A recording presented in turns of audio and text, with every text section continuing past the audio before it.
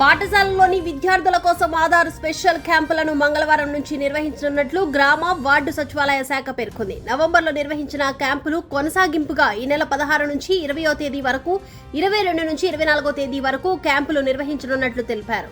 ముఖ్యంగా పిల్లలు, విద్యార్థులు బయోమెట్రిక్ ఆఫ్ డేట్ మిగిలి ఉన్నవారు తప్పనిసరిగా ఈ అవకాశాన్ని వినియోగించుకోవాలని శాఖ విజ్ఞప్తి చేసింది. రాష్ట్ర వ్యాప్తంగా 16,51,271 మంది విద్యార్థులుండగా గత క్యాంపులో 3,34,599 మంది విద్యార్థులు ఆధార్ నమోదు చేసుకున్నారు.